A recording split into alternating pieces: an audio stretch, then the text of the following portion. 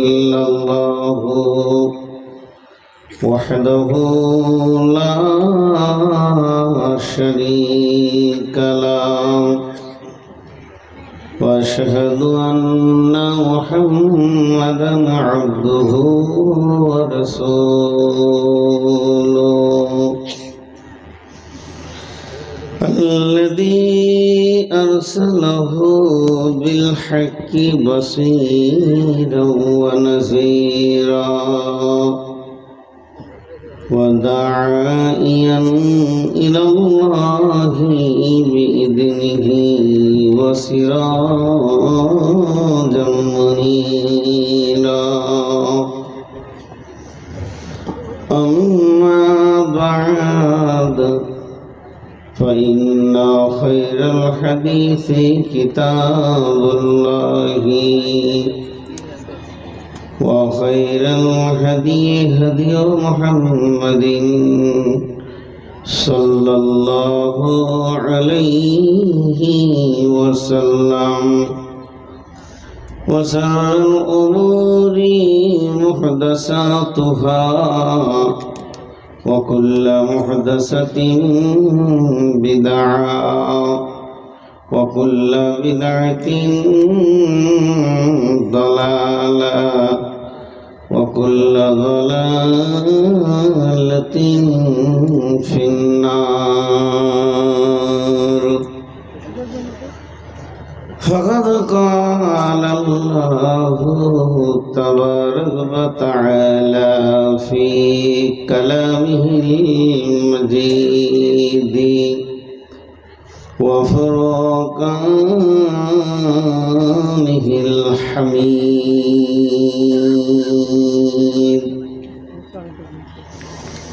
أعوذ بالله من الشيطان الرجيم والضحى والليل إذا سجى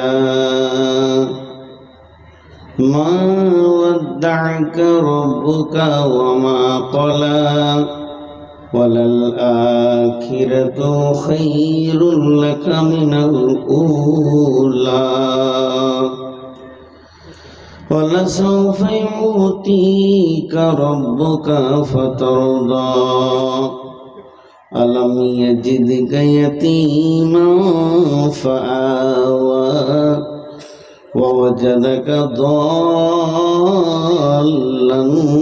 فهدى ووجدك عائلا فأغنى فأما اليتيم فلا تقهر وأما السائل فلا تنهر وأما بنعمة ربك فحدث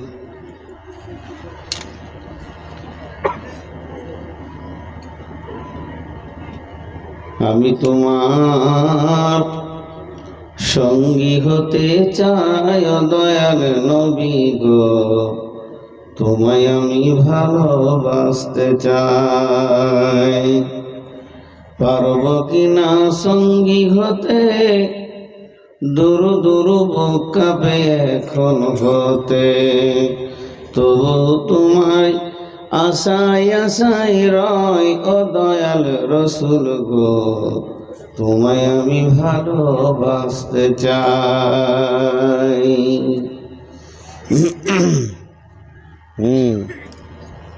ঠিক আছে শ্রদ্ধেয় সুযোগ্য আজকের সবার সভাপতি উপস্থিত আকাশের তারকা সাদৃশ্য আলেম ওলামাবৃন্দ সামনে আমার দিনদার ইমানদার মুমিন ভাই সকল পর্দা থেকে শূন্য অলি মোমেনা মা ও বোনেরা প্রশংসা আল্লাহর গুণগান আল্লাহর গুণকীর্তন আল্লাহর স্তবস্তুতি ভালোবাসা তকদির হায়াত মত রুজি জান্নাত জাহান্নাম পুলিশেরাত সব কিছুর মালিক আল্লাহ যে মহান মুনিব আজকে আমাদেরকে প্রতিকূলমান আবহাওয়ার ভিতর দিয়ে অনুকূল কথা বলার শোনার তৌফিক এনায়েত করেছেন। এটা আল্লাহর একটা নগদ নিয়ামত। আর এই মাদ্রাসাটাকে যে আল্লাহ কবুল করেছেন তার একটা প্রতীক চিহ্ন। এটা আল্লাহকে দেখা যায় না, কিন্তু অনুভূতিতে আল্লাহকে মেনে নিতে হয়। তাই সেই মহান মুনিবের দরবারে একবার শুকরিয়া করি, সকলে বলি আলহামদুলিল্লাহ। দরুদ ও সালাম বর্ষিত হোক আখিরি নবী মুহাম্মদ রাসূলুল্লাহ সাল্লাল্লাহু আলাইহি সাল্লামের উপর। আল্লাহুম্মা আমিন, আল্লাহুম্মা সাল্লি আলাইহি, আল্লাহুম্মা বারিক আলাইহি। আমি আপনাদের সামনে কোনো সাইডে হাদিস বা কিছু পড়িনি, একটা সূরা পড়েছি। যে সূরাটার নাম হচ্ছে উদীয়মান সূর্য, আরবিতে বলে দোহা, বাংলায় হচ্ছে উদীয়মান সূর্য। এই সূরাটাকে তাফসীর করব।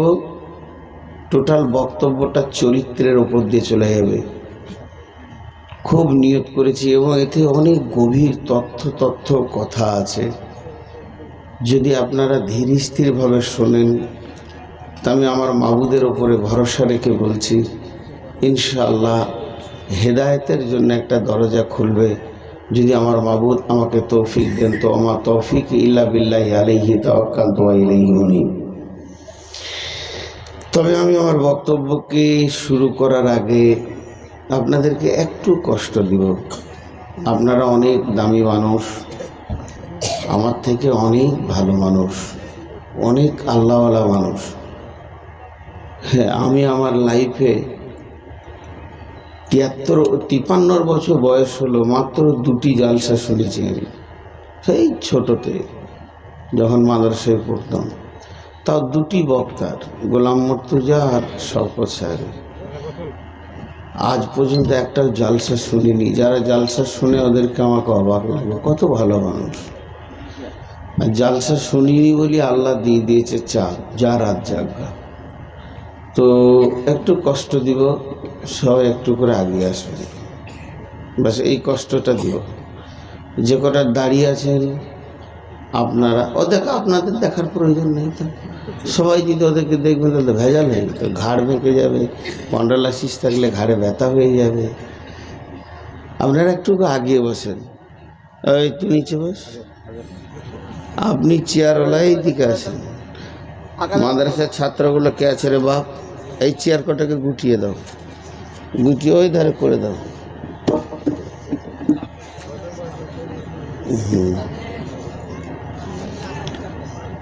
আসেন একটু করে আগে আসেন। 1 মিনিট টাইম দিচ্ছি, বেশি সময় দিব না। এই ফাঁকাটা পুরা করেন। মাশাআল্লাহ।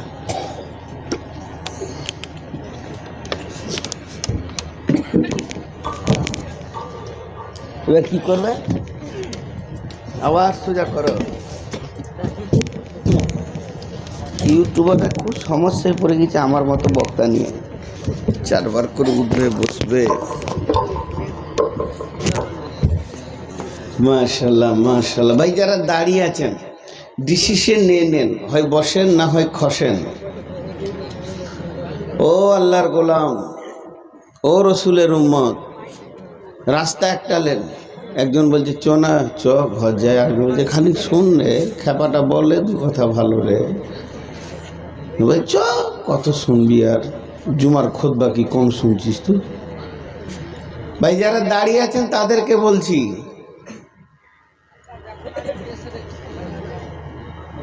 সবাই একবার বলি আলহামদুলিল্লাহ, আরেকবার বলি আলহামদুলিল্লাহ।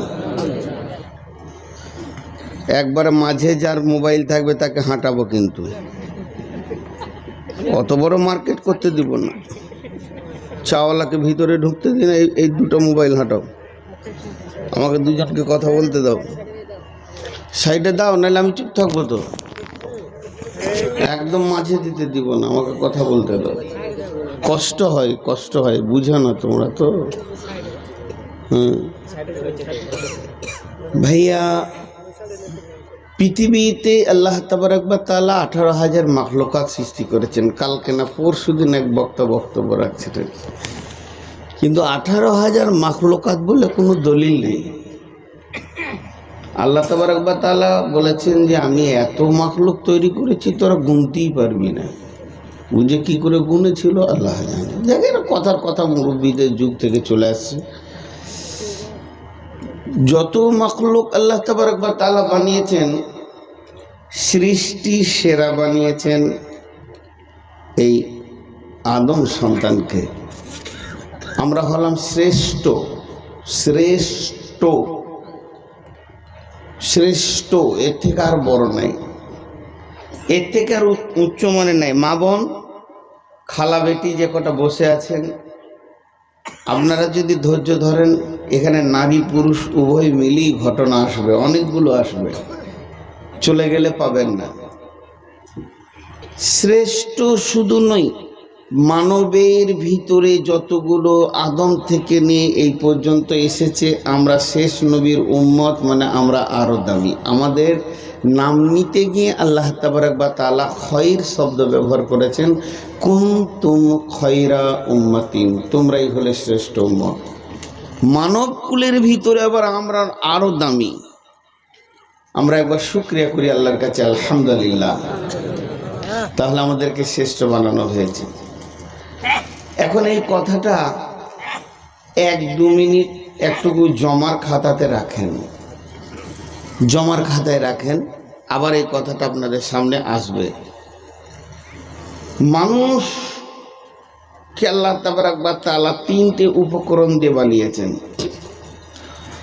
আগুনের ভিতরে 3টে উপকরণ আছে। একটা চায়ের পাতির রস আছে, দুধ আছে, চিনি আছে, পানি আছে, 4টা উপকরণ আছে। কেউ কেউ আবার পানিটা দেয় না, গাঢ় দুধ দিয়ে করে, তাহলে 3টে আছে। 3টে যে আছে, যে কোনো একটাকে যদি টেনে নেন তো বোঝা যাবে ওই নাই। দুধটা টেনে নেন, চা পাতি আর চিনি দিয়ে চা হবে না। চিনিটা টেনে নেন, চা পাতি আর দুধ, মুখে লাগাইলি বলবে চিনি নেই। চা পাতিটা দেন না, দুধ আর পানি দেন, শরবত হয়ে যাবে। তো আল্লাহ তাবারক ওয়া তাআলা মানুষকে 3টি উপকরণ দিয়ে বানিয়েছেন। 2টি আছে অভ্যন্তরীণ, একটা আছে বাহ্যিক। খালি একটু ধৈর্য ধরে আমার 10টা মিনিট আপনারা টাইম দেবেন, তারপরে আমি আপনাদেরকে বলবো উঠে বাড়ি যান। আমি নিজে বলবো উঠে বাড়ি যান, আর থেকেন না।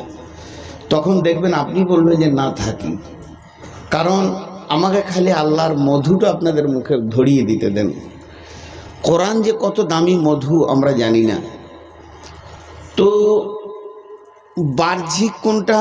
আমার দিকে তাকান, চুল, ভুরু, চোখের পাতা, চোখ, কান, নাক, মুখ, ঠোঁট, দাঁত, বুক, হাত, আঙ্গুল, নখ, পেট, পিঠ ইত্যাদি ইত্যাদি ইত্যাদি ইত্যাদি, এগুলো বাহ্যিক। ভিতরে আছে 2টা, ভিতরে আছে আঁতুড়ি আছে, পাকস্থলী আছে, হার্ট আছে, কিডনি আছে, তারপরে হাড় আছে, মাংস আছে, যেটা বাহ্যিক দেখা যাচ্ছে না, এগুলো আছে ইত্যাদি ইত্যাদি। আর একটা আছে দেখা যাবে না। এখন ভিতরে যে 2টি আছে, একটাকে কাটলে দেখা যায়, যদি আমাকে এখন দেখতে পেয়েছেন না, কিংবা এক্সরে মেশিনে নিয়ে যান দেখা যাবে। আর একটা আছে, কাটলেও পাবেন না। মানুষটাকে মেশিনে ভরে পিরে রস বার করলেও পাবেন না। মানুষটাকে যদি পিস পিস করে টুকরো টুকরো করেন তাও পাবেন না। সেগুলো কি? সেগুলো হচ্ছে বুদ্ধি, বিবেক, বিবেচনা, উদ্দীপনা, ভালোবাসা, প্রেম, প্রীতি, দুঃখ, বেদনা, লোভ, লালসা, হিংসা, বিদ্বেষ, পরনিন্দা, পরচর্চা।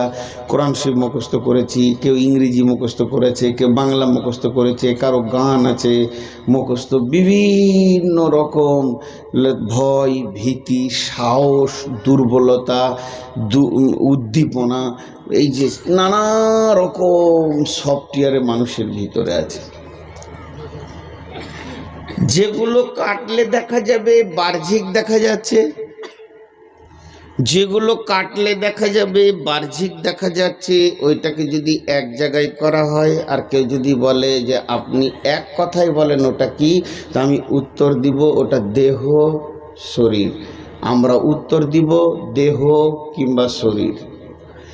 যেগুলো দেখা যাবে না, কাটলে দেখা যাবে না, এক জায়গায় জমা করলেও দেখা যাবে না, হাজার চেষ্টা করলেও দেখা যাবে না, মানুষটিকে পিড়ে টুকরো টুকরো করলে দেখা যাবে না। ওটা এক কথায় নাম হবে চরিত্র। ওর নাম হবে চরিত্র। চরিত্রের সাথে দেহের কোনো সম্পর্ক নেই, চরিত্রের সাথে দেহের কোনো সম্পর্ক নেই। জি, এটার নাম হবে চরিত্র। এখন যদি আমি প্রশ্ন করি আপনাদেরকে, আঙ্গুল কোথায় আছে, আপনারা উত্তর দেবেন কি হাতের শেষ ভাগে, পায়ের শেষ ভাগে। চোখ কোথায় আছে, নাকের দুই সাইডে, কপালের নিচে। কান কোথায় আছে, মাথার দুই সাইডে। জিভ কোথায় আছে, মুখের ভিতরে, দাঁতের বেড়ার ভিতরে। এইভাবে আমার দাড়িটা কোথায় আছে, বলে থুতনার নিচে। এইভাবে আপনি একটা একটা প্রশ্নের উত্তর দিতেই থাকবেন। পিঠ কোথায় আছে, দেহের পেছন ভাগে। এইভাবে আমি প্রশ্ন করে যাব, আপনি উত্তর দিতে থাকবেন। এখন যদি জিজ্ঞেস করা হয় চরিত্রটা কোথায় আছে, চরিত্রটা কোথায় আছে, চরিত্রটা দেহের কোন জায়গায় আছে। একটা কথা বলি আপনাদেরকে, পৃথিবীতে ছেলেদেরকে মানুষ ওঁত পেতে লেগে আছে, পেটে বাচ্চা আসলেই তখন স্বামী স্ত্রী খালি বলছে ডাক্তার পড়বো। তো রোগী হবে কে রে বাবা, সব যদি ডাক্তার হবে। তো যাই হোক, একটা চিন্তা ভাবনা চলছে। কিন্তু পৃথিবীতে যত ডাক্তার আছে এরা দেহের চিকিৎসা করে, চরিত্রের চিকিৎসা কেউ করতে পারে না। একটা ছেলে ডাকাত, ভালো ডাকাত, ভয়ানক ডাকাত, বোম বানতে গিয়ে হাতটা ভেঙে একদম ছিঁড়ে তছনছ হয়ে গেছে। মা অত্যন্ত প্রেম অন্ধ, গভীর প্রেম অন্ধ। একটা দর্শন তত্ত্ব বলছি, শোনেন ভালো করে। গভীর প্রেমের চোখ অন্ধ, দুশ্মনের চোখ অতি শুল্ক। অর্থাৎ সমালোচককে বাঁচতে যাও, তোমার সংশোধন হবে। তোমার দুশ্মন তোমাকে দৃষ্টি পড়ুক, তাহলে তোমার সংশোধন হবে। প্রেমিক তোমাকে সংশোধন করতে পারবে না, প্রেমের চোখ অন্ধ। পৃথিবীতে স্ত্রী, মা, বাপ, ভাই, বোন যত প্রেমিক আছে, সব থেকে বড় প্রেমিক হলো মা। এই জন্যে মায়ের কাছে চোর, ডাকাত, মাতাল, সোনামানিক আমার, আব্বা আমার, লালনে আমার। মদ খেয়ে ঘর ঢুকবে, তখনও মা বলবে ও সোনা আমার, আব্বা আমার, মা। মা বুঝতে পারে না যে আমার ছেলেটা নষ্ট হয়ে গেছে। তো যে কথা বলছি, যে চরিত্র আর দেহ, এই দুটো আসমান জমিন পার্থক্য, আসমান জমিন পার্থক্য। তো মা সেই ছেলেটা, চোরটাকে মা দেখেছে আমার ছেলের হাত নষ্ট হয়ে গেছে, খুব কপাল ঠুকে ঠুকে কাঁদছে। বাপ খুবই রে, কি হলো বাবা তোর? কিন্তু ওকে নিয়ে যাওয়া হলো বহরমপুর। চিকিৎসা করার পর মা 2 মাস পর গিয়ে দেখছে যেমন হাত ওই রকম সুন্দর হয়ে গিয়েছে। মা খুশিতে হাসছে। ছেলেকে জিজ্ঞেস করছে কোন ডাক্তার দেখছে বাবা? তো বলছে মা হাসানুজ্জামান ডাক্তার দেখছেন। তাই নাকি? বলে হ্যাঁ। ডাক্তার কখন আসবে? বলে 11:30 রাউন্ডে আসবে। মা বসে আছে, দেখছে ডাক্তার এলো। ডাক্তারকে জড়িয়ে ধরে বলছে বাবা তুমি আমার ছেলেকে এত সুন্দর করে দিয়েছো, ইঞ্জেকশন দিয়েছো, ওষুধ দিয়েছো, সেলাই করেছো, অপারেশন করেছো, সেলাই কেটেছো, তুমি এত সুন্দর বানিয়ে দিয়েছো। তো আমার ছেলেকে 2টো ইঞ্জেকশন দাও বাবা, যাতে আর চুরি না করে। নাই, ওষুধ নাই। এটা ছিল দেহের রোগ, ওটা হচ্ছে চরিত্রের রোগ। চরিত্রেরও রোগ আছে, চরিত্রকে রিপেয়ার করার ওষুধ আছে। দেহের রোগ আছে, দেহকে রিপেয়ার করার ওষুধ আছে। চরিত্র এমন একটা জিনিস যাকে বিকাশ বলা হয়। ব্লুটুথ বা এজেন্ডার আপনারা বুঝবেন, আমি আবার অতটা বুঝি না, মোবাইল অল্প বুঝি, পরিষ্কার বলছি। এক জায়গা থেকে আর এক জায়গায় ট্রান্সফার দিতে গেলে, একটা মোবাইল থেকে আর একটা মোবাইল অডিও ভিডিও ট্রান্সফার দিতে গেলে যেমন ব্লুটুথের প্রয়োজন হয়, জেন্ডারের প্রয়োজন হয়, তেমনি মানুষের কাছে ভালো হতে চলবে, মানুষ পৃথিবীতে শান্তি আসবে, তার প্রথম জিনিস দরকার হচ্ছে চরিত্র।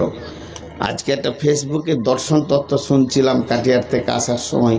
তো একজন মহিলা বক্তব্য রাখছিল, বেশ ভালো ব্রেনিয়ান মেয়ে, যা বুঝলাম।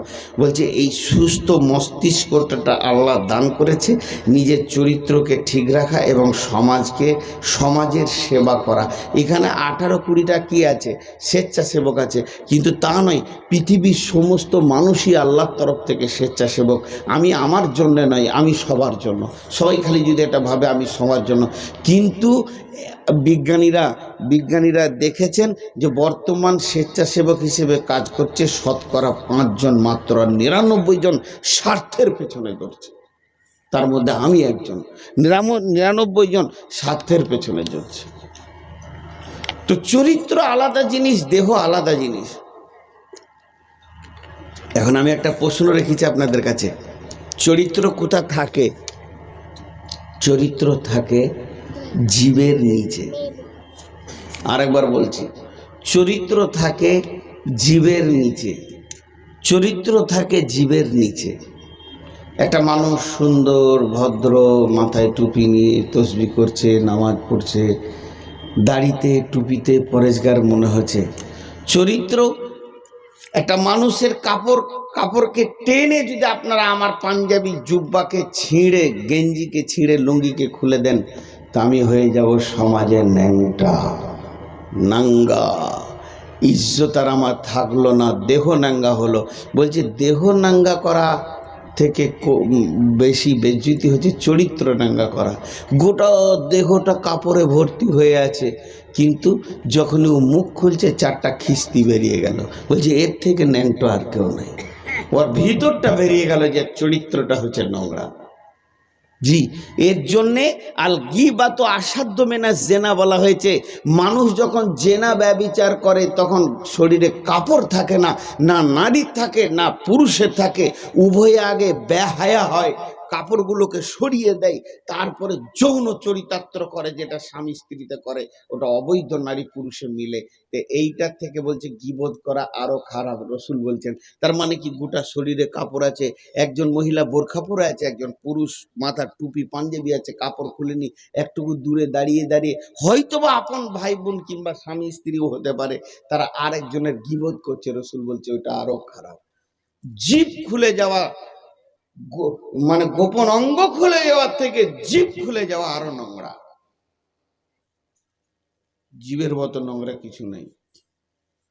একটা স্যাম্পল দিই আপনাদেরকে, দেহ আর চরিত্র। দেহটা দেখতে কালো, ঠোঁটগুলি ছিল মোটা, নাকটা ছিল মোটা, তাকালে তার দিকে বিভৎস লাগতো, কিন্তু তার বাড়ি সে বিদেশি নাইজেরিয়ান। বিভৎস চোখগুলো, মাথা মোটা, বডিটার মধ্যে কোনো শেপ সাইজে নাই। আল্লাহর নবীর তিনি স্থায়ী মুয়াজ্জিন ছিলেন, নাম ছিল হযরতে বেলাল। সারা পৃথিবী জানে বেলালের মতো বিভৎস কুৎসিত দেখতে কেউ ছিল না। যেদিন বেলালকে আবু জাহেল আর বেঈমান উমাইয়া লোহার চাবুকে মারছে, বেলাল বলছে আহাদ আহাদ। বিশ্বনবী দেখলেন, নবীজির চোখে অশ্রু সিক্ত হলো, তিনি কাঁদলেন মসজিদে নববীতে, আর বলে ফেললেন বেলালের নির্যাতন আর সহ্য হচ্ছে না। বেলাল কত ট্যালেন্টেড, বেলালের রেজাল্ট কত, মাধ্যমিক আর উচ্চ মাধ্যমিকের ক্যান্ডিডেটরা শুনে নাও। বেলালের কোশ্চেনটা কত হার্ড ছিল। একটা কোশ্চেন আপনাদের সামনে বলছি। আবু জাহেল চাবুকটা নিয়েছে, বলছে বেলাল রে আমার প্রশ্নের উত্তর দে। বেলাল বলছে বল। বলে তোর আল্লাহর ক্ষমতা বেশি না আমার ক্ষমতা বেশি? হযরত বেলাল বলেন আমার আল্লাহর ক্ষমতা বেশি। আবু জাহেল বলছে বা তোর আল্লাহকে বল আমার হাত থেকে তোর আল্লাহ তোকে রুখবে। এই যে চাবুক তুলছি এখনো তোর আল্লাহকে বলে দে। এবার দুটা চাবুক মেরে দিয়ে বলছে বল আমার ক্ষমতা বেশি না তোর আল্লাহর ক্ষমতা বেশি? বেলাল তখন বলছে হতভাগা বেঈমান, বুকে পাথর চাপানো ওই অবস্থায় বলছে বেঈমান আবু জাহেল রে, তোর এতটুকু তো জ্ঞান নাই, গভীর তথ্য জ্ঞান যদি তোর থাকতো এ ধরনের প্রশ্ন করতিস না। তবে উত্তরটা শুনেলে হে বেলাল, তোর আকীদা, তোর বিশ্বাস, তোর ঈমান, তুই আমাকে মারছিস। আমি বেলালের এত মার খাওয়ার পরও এ বিশ্বাসটা নাই যে তুই আমাকে মারছিস। হাটে একটা হাঁড়ি কিনতে গেলে মানুষ বাজিয়ে দেখে নাই হাঁড়িটা টান টান করছে কিনা, হাঁড়িটা ফাটা আছে না গোটা আছে। তো আমার রব আমাকে চিরসুখ জান্নাতের মেহমান বানাবে, এর জন্য তোর মতো বেঈমানকে দিয়ে আমার ঈমানটাকে বাজাচ্ছে। আমি ঈমানের শ্রেষ্ঠ প্ল্যাটফর্ম থেকে 1 ইঞ্চি নিচে নামব না। নবীজি চোখের পানিতে বললেন বেলালের নির্যাতন আর সহ্য হচ্ছে না। এমন সময় আবু বকর দাঁড়িয়ে বললেন ইয়া রাসূলুল্লাহ, আপনি বলেন আমি বেলালকে এক্ষুনি নিয়ে আসছি আজাদ করে। বেলালকে আজাদ করে নিয়ে আসলেন দয়ার নবী। বেলাল আবু বকর বেলালকে আজাদ করে হাতে ধরে নিয়ে এসে নবীজির সামনে বললেন ইয়া রাসূলুল্লাহ, এতদিন বেলালকে আমি কিনে নিয়ে এসেছি, এখন বেলাল আমার, আমি আমার বেলালকে আপনাকে হাদিয়া করে দিলাম, গিফট দিয়ে দিলাম, আপনাকে আমি দিয়ে দিলাম উপহার। ও দয়ার নবী গো, এখন বেলাল হলো আপনার। নবীজি বললেন বেলাল রে, তোমার মতো স্কলারশিপ ছেলে, ট্যালেন্টেড ছেলে, ইমানের আপার লেভেলের পরীক্ষা দিয়েছো, তুমি চাকরি না পেলে চাকরি কে পাবে? তোমাকে আগে চাকরি দি, আমি যে মসজিদের ইমাম, তুমি সেই মসজিদের মুয়াজ্জিন।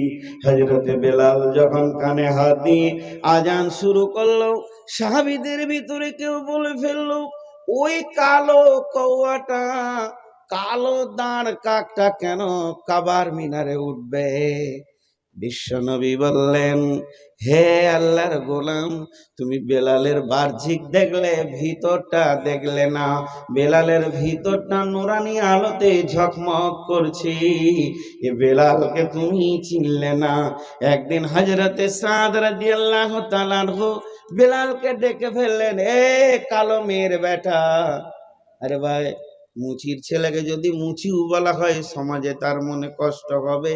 এই কথা যখনই বলে দিলেন দয়ার নবী বললেন হে হযরতে সাদ, তোমার এই রকম করে বেলালকে ডাকাটা ঠিক হলো না। তখন হযরতে সাদ বুঝে নিলেন আমার দ্বারা একটা বড় ভুল হয়ে গেছে। নামাজ পড়ার পর হযরতে সাদ বেলালের রাস্তায় দাঁড়িয়ে আছেন, বেলালের রাস্তায় বসে আছেন। বেলাল কখন বাড়ি যাবে ওর চেতনা এলো। ইমোশনাল বলে ফেলেছিলাম কিন্তু কথাটা তো ঠিক হয়নি। হযরতে সাদ বেলালকে দাঁড় করিয়ে বলছে ও ভাই বেলাল, আমি শুয়ে যাই আর তুমি তোমার পাটা দিয়ে আমার মুখটাকে লগড়ে দাও। আমি অনেক নোংরা কথা বলে ফেলেছি, এটাই হচ্ছে আমার সাজা। সেই বেলাল বাহ্যিক দেখতে যতই খারাপ হোক না কেন, বেলালের অন্তরটা ছিল একদম নূরানি, নূরের আলো। তাই তো নবীজি বেলালকে বলেছিলেন বেলাল, তুমি কি জানো কিয়ামতের দিন আল্লাহ তোমার সঙ্গে কি ব্যবহার করবে? হযরতে বেলাল খুশিতে বলেছিলেন ইয়া রাসূলুল্লাহ, ইয়া হাবিবাল্লাহ, ও দয়ার নবী গো, আমার মতো কালোটাকে কি আল্লাহ ভালোবাসেন? আমি যে দেখতে সুন্দর নই। দয়ার নবী বললেন, বেলাল, জান্নাতে প্রথম যে ব্যক্তিটা পা রাখবে সেটা আমি জান্নাতকে বরাদ্দ করে আসব। এরপরে আমার কিয়ামতের মাঠে ডিউটি রয়েছে সাফাহাত করা। সাফাহাতের কাজ সেরে যখন ফাইনাল জান্নাতে আমি যাব, আল্লাহ আমাকে উটের ওপরে চড়িয়ে জান্নাতে নিয়ে যাবেন। আমি যে উটে চেপে জান্নাতে যাব, বেলাল রে, তুমি সেই উটের লাগাম ধরে জান্নাতে যাবি। এই পানি খোয়াটা এদিকে আয়, জগ আর পানি নিয়ে আয়, চলে আয় সোজা এখানে রাখ। সব কারবালার মতো কেউ মরবে না 2 ঘন্টা পানি না খেলে। চলে আয় সোজা। আপনারা সবর করেন 2টা ঘন্টা, বড় কষ্ট হয়। আর যদি আমার চেয়ার আপনাকে দিত বুঝুন, বলতে তুমি পানি খেয়েছো কেন? আমি পেয়াসে খাইনি, 4খানা ট্যাবলেট খেয়ে উঠেছি, অনেক চাপে থাকি ভাই। একটু ধৈর্য ধরেন, দিনের কথা ধৈর্যের মধ্য দিয়ে শুনলেই ভালো হয়। আপনাদেরকে আমি কষ্ট দিলাম, এর জন্য আমি ক্ষমা চাইছি, মাফ চাইছি। তাহলে চরিত্র আলাদা আর দেহ আলাদা। লাহাব মানে জানেন? লাহাব শব্দের অর্থ হচ্ছে অগ্নিশিখা। আগুনটা যখন লতিটা এরকম করে, তো কাঠে যেখানে জলে জলে, তোমরা 3জন 3 জায়গায় বসো। এই ওই ওই উঠো, তুমি উঠো, ওইদিকে যাও। তোমরা 3জন 3 জায়গায় বসো, আমার কথা শোনো।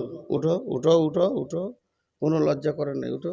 3 বন্ধুতে এসেছো? না না, তোমাকে বলি নাই রে বাবা, ওই যে চলে এসো। আচ্ছা তুমি এদিকে যাও, এদিকে যাও, যেতে বলছি রে বাবা, যাও যাও যাও। লাও, ওকে হটাচ্ছ কেন? আমি যতক্ষণ থেকে বয়ান করছি তোমাদের গল্প বন্ধ হয়নি। হ্যাঁ, চোখের সামনে ডিস্টার্বগুলো করিও না। আল্লাহ হেদায়েত দেবে, আমাকে দেবে, তোমাকেও দেবে। আমি যে হেদায়েতে পূর্ণাঙ্গ হয়ে গেছি তা নয়। কোরআন হাদিস শোনার সময় ধ্যান দিয়ে শুনতে হয়, ধ্যান না থাকলে ঘুমিয়ে যেতে হয়। তো লাহাব অগ্নিশিখা, আবু লাহাব অগ্নিশিখার বাপ, দেখতে অতি সুন্দর, চকচক চকচক চকচক করছে দেহ, তাকালেই মানুষ ওর দিকে তাকিয়েই থাকছে, কিন্তু চরিত্রটা ছিল নোংরা। এত নোংরা ছিল, শেষ পর্যন্ত ওর কাছে কেউ যায়নি, মরলো গা ঘা হয়ে। তোর লাশটাকে তুলে কেউ কাফন দাফন করবে এরকম লোক পায়নি, এরকম লাঠি করে খুঁচে খুঁচে নিজে গর্তে ভরা হয়েছে। এর নাম লাহাব। তো চরিত্র হলো সব থেকে দামি জিনিস। চরিত্র থাকে জীবের নিচে। একটা মানুষকে রাগিয়ে দেন, ন্যাংটা হয়ে যাবে, সঙ্গে সঙ্গে ন্যাংটা হয়ে যাবে, অনর্গল খিস্তি করবে, অনর্গল। জি, বড় বড় শিক্ষিত মানুষকে দেখেছি আমি, মূর্খদের কথা বাদ দেন, মাস্টারকেও দেখেছি, আলেমকেও দেখেছি, হাফেজকেও দেখেছি, তাদের খিস্তিতে ইনশাল্লাহ একটুকু আটকাইছে না, এমন চালিয়ে যাচ্ছে। তো চরিত্র ন্যাংটা হবে। চরিত্র কেমন? চরিত্র কেমন? চরিত্র কেমন এর উত্তর হবে, টিউবের ভিতরে হাওয়া যেমন। টিউব দেখা যায়, নজেল দেখা যায়, রবার দেখা যায়, কিন্তু হাওয়াটা দেখা যায় না। সম্পূর্ণ হাওয়ার ওপরই ডাম্পারটা যাচ্ছে, টিউবের ওপরে লয়, টায়ারের ওপরে লয়। টিউব টায়ার হাওয়াকে রেখেছে, দিয়ে ওকে গোলাম বানিয়ে চললো। একটা মানুষের ভিতরে চরিত্র থাকে, কিন্তু ওকে দেখা যাবে না। চোখ কান হাত পা সব দেখা যাবে, চরিত্র দেখার জিনিস নয়। টিউবের ভিতরে হাওয়া যেমন। এখন একটা ছোট্ট প্রশ্ন করব, আপনারা ভুল হলেও উত্তর দিয়ে দিয়েন। টিউবের ভিতরে হাওয়া থাকে না রাখতে হয়? রাখতে হয়। প্রতি মুহূর্তে হাওয়া খালি একটা লিক খুঁজে, একটা লিক যদি পেয়ে যায়, বাস শেষ হয়ে গেল, একদম নিচে বসে গেল, ওকে বলে দিল তুই দেখে লিগা, আমি চলে গেলাম। তো মানুষের ভিতরে চরিত্রকে ওইভাবে রাখতে হয়, অনেক কষ্ট হয়। ডান দিক থেকে বাঁ দিক থেকে খালি লিক করার জন্য মানুষ ছটফট করছে, আমাকে রাগাচ্ছে ডান দিক থেকে বাঁ দিক থেকে সামনে থেকে পেছনে থেকে, যে কোনো হালে যেন আমি ফায়সা কথা বলে রেগে ন্যাংটা হয়ে যাই। টিউবের ভিতরে হাওয়া যেমন হাওয়া নিজে থাকে না, জোর করে হাওয়াকে রাখতে হয়, তেমনি হাওয়াকে রাখার জন্য এত ব্যবস্থাপনা যদি থেকে যায় তাহলে ওই হাওয়াকে দিয়ে অনেক কাজ হবে। তেমনি একটা মানুষের ভিতরে চরিত্রকে হাওয়ার মতো করে রাখতে হয়। আমার টায়ার বানাতে সময় লাগে, টিউব বানাতে সময় লাগে, আবার হাওয়া ভরে নজেল দিয়ে তাকে রেডি করতে অনেক সময় লাগে, কিন্তু যেতে কোনো সময় লাগে না। একটা মানুষের চরিত্রবান হতে অনেক সময় লাগে, তাকে অনেক মেপে চলতে হয়, মেপে কথা বলতে হয়। সমাজে নিজেকে সুন্দর মানুষ বানাতে গেলে অনেক অনেক ধৈর্যের বিষয় আছে, কিন্তু 70 বছর ধরে চরিত্র বানানো যায়, চরিত্র যেতে 70 সেকেন্ড লাগে না। আমি নূর মোহাম্মদ আপনাদের কাছে ভালো, আমি নূর মোহাম্মদ আপনাদের কাছে বড় মৌলভী, আমি নূর মোহাম্মদ আপনাদের কাছে মুফাসসির। আল্লাহ আমাকে বাংলাদেশ ভারত অনেকটা জায়গা দিয়ে দিয়েছে, দাপিয়ে ঘুরছি। আপনারা আমাকে সম্মান দিয়েছেন, সম্মানের বিছানা দিয়েছেন, সম্মানের খাওয়া দিয়েছেন, এই প্রধান বক্তার চেয়ারটা সম্মানের আপনারা আমাকে দিয়েছেন। আমার আল্লাহ আপনাদেরকে দিয়ে আমাকে দিয়েছেন। আমি বড় চরিত্রবান মানুষ, ভালো মানুষ, কিন্তু যদি একবার কালকে শুনেলেন নূর মোহাম্মদ অমুকের মেয়ের কাপড় ধরে টেনেছে, কিংবা সুদের কারবারে গোপনে জড়িত আছে, কিংবা গোপন সূত্রে জানি সে গাঁজা মাঝে মাঝে খায়, একটি লিক যদি আপনারা পেয়ে যান, এ চেয়ার থাকবে না, এ সম্মান থাকবে না। মানুষ আমার নাম বললে সে থুতু ফেলবে, ঘৃণা করবে এবং আমাকে মাটির সঙ্গে মিশিয়ে দেবে। অতএব চরিত্র বানাতে যে সময় লাগে, চরিত্র যেতে সেই সময়টা লাগে না। পৃথিবীর বুকে একজন বড় নিষ্ঠুর, আল্লাহ মাফ করেন কিন্তু সে মাফ করে না, তার নাম হলো ইতিহাস। একজন মরে না, কিয়ামত পর্যন্ত মরবে না, তার নাম ইতিহাস। আবু বকর মারা গেছে, আবু বকরের ইতিহাস বেঁচে আছে। উমর মারা গেছে, উমরের ইতিহাস বেঁচে আছে। নবী মুহাম্মদ সাল্লাল্লাহু আলাইহি সাল্লাম মারা গেছেন, তার ইতিহাস বেঁচে আছে। এগুলো হলো সোনালী ইতিহাস। তেমনি নোংরা কালো নর্দমার কীটের ইতিহাস, আবু জাহেল বেঈমান মরে গেছে, তার ইতিহাস আজও বেঁচে আছে। ফিরাউন মারা গেছে বেঈমান, তার ইতিহাস আজও বেঁচে আছে। অতএব ইতিহাসের সঙ্গে চরিত্রের সম্পর্ক রয়েছে। তুমি মেপে পা ফেলো, পৃথিবী তো তোমাকে একদিন ছাড়তেই হবে, যেন চরিত্রে লাল দাগ না পড়ে যায়। একবার যদি চরিত্রে লাল দাগ পড়ে যায়, তুমি মরে মাটির সঙ্গেও মিশে গেলে মানুষের জবানে তুমি নোংরা মানুষ হয়ে থাকবে। পৃথিবীর ইতিহাস এত নিষ্ঠুর, ইতিহাস মাফ করে না, আর ইতিহাস মরে না। অতএব হে মানব, তোমার প্রতি সেকেন্ডে কথা বলার আগে তুমি একটু ভেবে নাও। এর জন্য আমার আল্লাহ বলছেন, ওয়াইদা কুলতুম ফাদিলু, যখন তুমি তোমার জবানকে খুলবে, তোমার আদালতের সঙ্গে সম্পর্ক করো।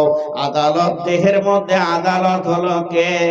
মাথা, মগজ, আর এর সৈন্য সামন্ত সিআইডি হলো কান, নাক, চোখ, আর সৈন্য হলো দাঁত। এতগুলোর ভিতরে তোমার জবানকে রেখেছি।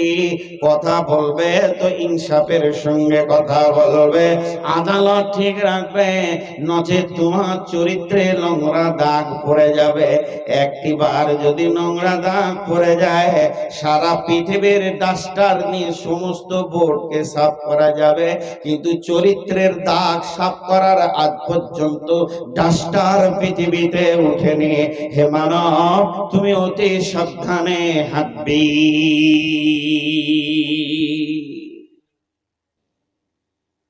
অনেক উন্নত কথা হবে। মা বোন, মেয়েটা দেখতে কালো কিন্তু পাগল স্বামী, তার স্বামী তার দিকে পাগল।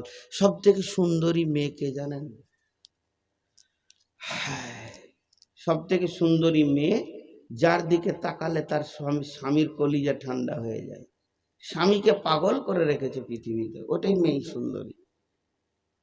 আর বাহ্যিক চেহারা দেখতে এত সুন্দর, সুন্দর চোখ, কান, চামড়ার চিকন কত সুন্দর, গালের চিকন কত সুন্দর, কিন্তু 5 গ্রামে বাসে উঠে বহরমপুর পর্যন্ত আর বন্ধুর শেষ নেই।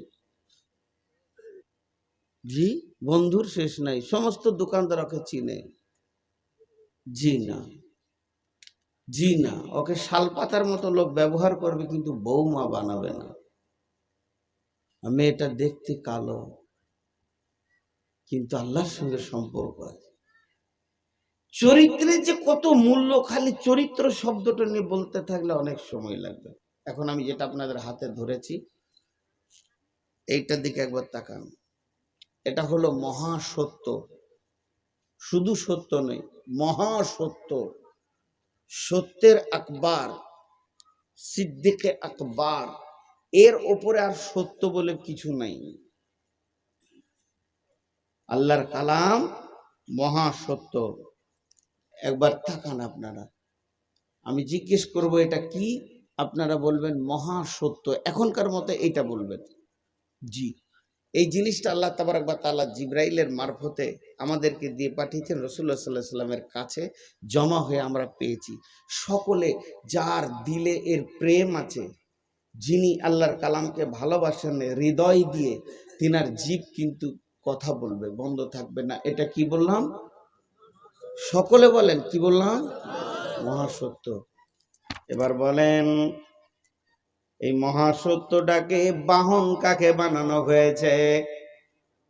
যাকে বানানো হয়েছে তার নাম হলো ফেরেশতার মধ্যে জিবরাইল আমিন, মানুষের মধ্যে নবী মুহাম্মদুর রাসূলুল্লাহ সাল্লাল্লাহু আলাইহি ওয়াসাল্লাম। বিশ্ব নবী যখন মেরাজে গেলেন, মেরাজের দৃশ্য দেখতে দেখতে এক সময় জিবরাইলকে দেখছে। জিবরাইল তো সঙ্গী রয়েছেন, কিন্তু একটা সময় জিবরাইলকে দেখছে একটা ঘরের কোণে জড়সড় হয়ে ছিঁড়া কম্বল গায়ে দিয়ে থরথর থরথর থরথর করে কাঁপছি। এই এই এই, তোর ভয় আছে?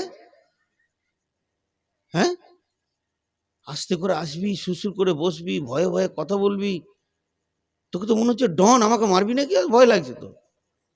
হ্যাঁ, বেয়াদব ছেলে। এদিকে তাকান, জিবরাইল আমিন থরথর থরথর করে কাঁপছেন ছিঁড়া কম্বলটা গায়ে দিয়ে। বিশ্বনবী বললেন, জিবরাইল তোমার অবস্থা কেন এমন? জিবরাইল উত্তরে বলছেন, নবীজি গো, মহাসত্যটা আল্লাহ আমাকে মাধ্যম দিয়ে আপনার কাছে পাঠিয়েছেন। আমার এখন জাহান্নাম দেখে ভয় হচ্ছে। না জানি আমি মহাসত্যটা যেমন আল্লাহ দিয়েছেন তেমন তেমন আপনার কাছে পৌঁছাতে পেরেছি কিনা। না কোথাও কম হয়ে গেছে, না কোথাও কম থেকে গেছে, না কোথাও একটু বাদ পড়ে গেছে। এর জন্য আমি জিবরাইলকে কিয়ামতের মাঠে জবাব লাগবে কিনা এই নিয়ে আমি চিন্তিত আছি। ও দয়ার নবী গো, বিশ্ব নবীকে এই মহান সত্যটা দেওয়া হলো। আল্লাহর নবী হাজ্জাতুল বিদাতে যেদিন পৃথিবী থেকে বিদায় নেবেন তার আগে যে বক্তব্যটা রাখলেন, এইভাবে বললেন, হে লোক সকল, তোমরা একবার সাক্ষী থাকো আমি মহাসত্যটা তোমাদের কাছে পৌঁছাতে পেরেছি কিনা, আমি মহাসত্যটা তোমাদেরকে দিতে পেরেছি কিনা।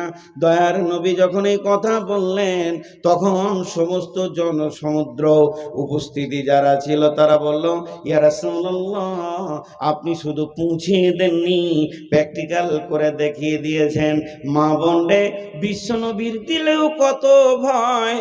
বিশ্বনবী ওপর দিকে আঙুল তুলে বলছে, হ্যাঁ আমার বেটি কুল শুনেন, আল্লাহুম্মা শাহাদা, আল্লাহুম্মা শাহাদা, আল্লাহুম্মা শাহাদা। এ আল্লাহ তুমি সাক্ষী থাকো, তুমি সাক্ষী থাকো, তোমার দেওয়া নিয়ামত আমি এতটুকু বেঈমানি করিনি।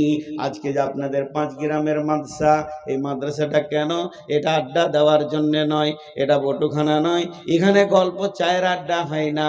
এতগুলো কমিটির লোক এবং শিক্ষকদের একটাই উদ্দেশ্য, মহাসত্য প্রজননকে পৌঁছে দিব।